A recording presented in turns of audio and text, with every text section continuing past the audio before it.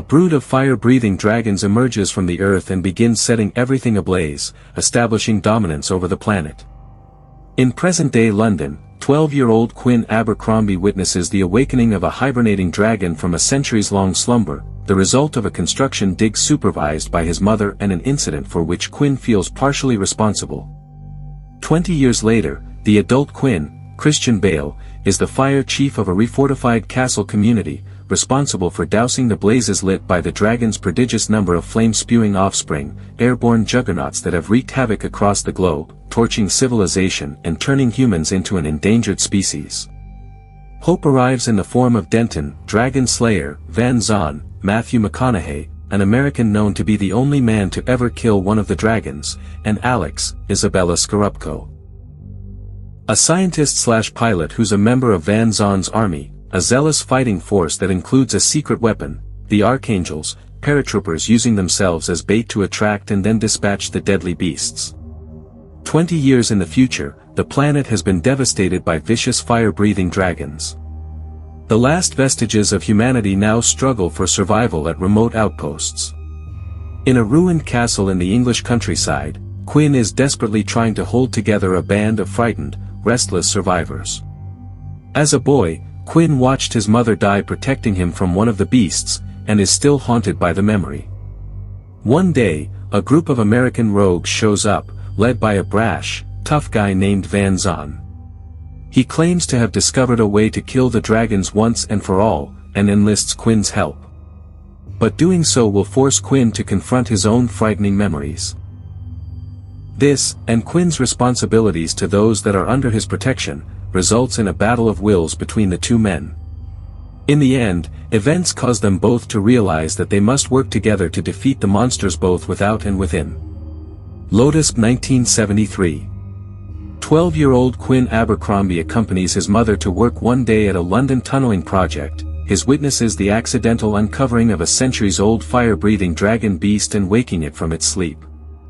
After witnessing the beast kill his mother, the film jumps 20 years later to a grown-up Quinn who is the fire chief in a refugee camp.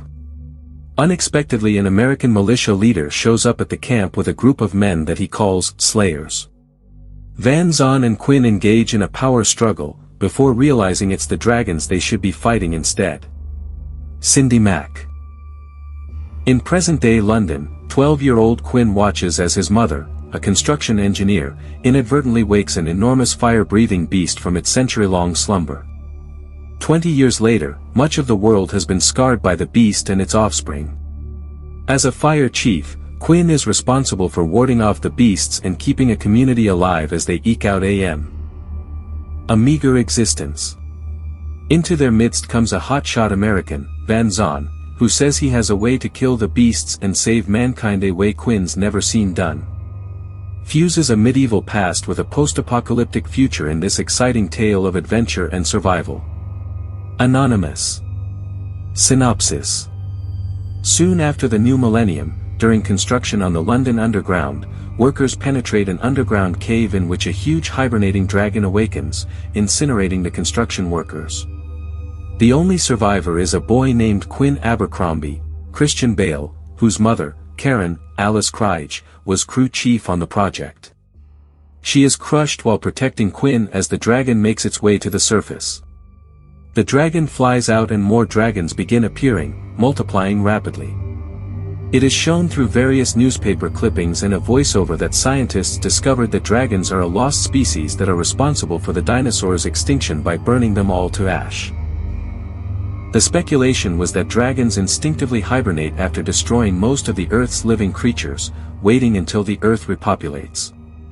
In the months and years following the awakening of the dragons, humanity tried to resist using their combined military might, but the dragons were simply breeding faster than they could be killed.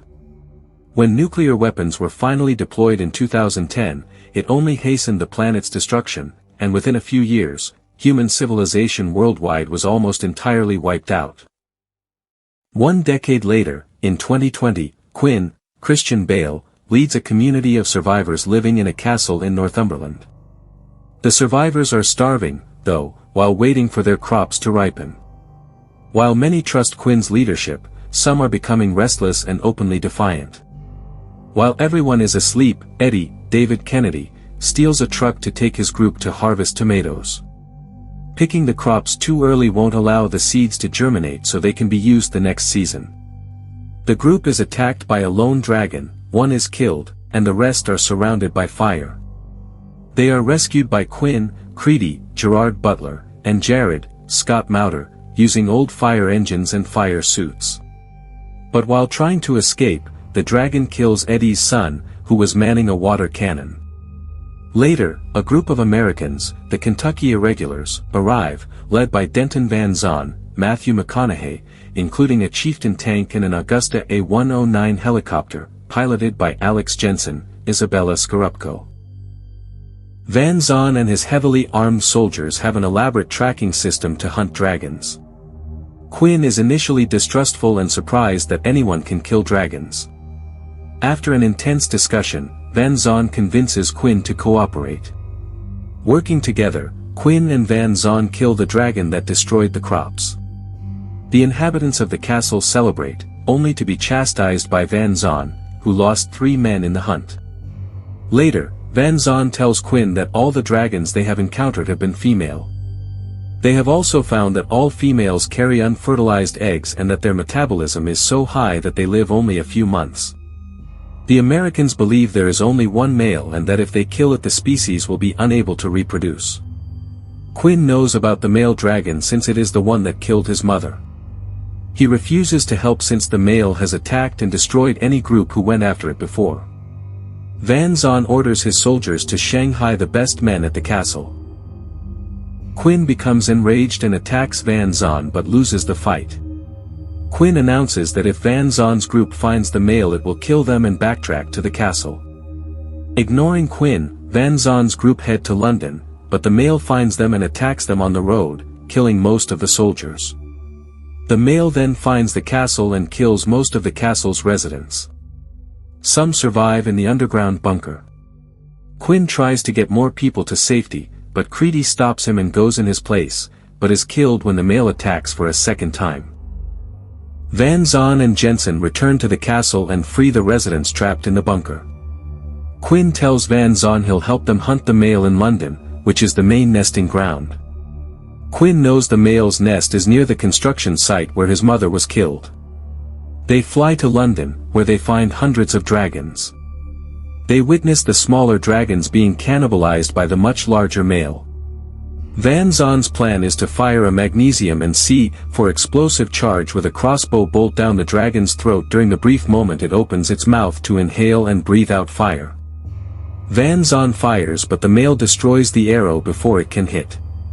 Knowing he's missed, Van Zon jumps off the building to attack the male with his giant axe but is caught in mid-air and eaten. Quinn and Alex lure the dragon to street level, where Quinn is able to fire his own explosive crossbow bolt into the dragon's mouth, killing it.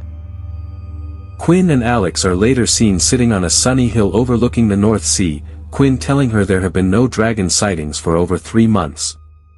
They are there to erect a radio tower. Jared rides up to tell them they have made radio contact with another group of survivors in France, who wish to speak to their leader. Quinn tells Jared he is now the leader and sends him back to talk to the French. Quinn then announces his dedication to rebuilding. He views the possibility of the dragon's return as remote. He says that, if they ever return, they'll burn. We'll build. Maybe I'll just kill them.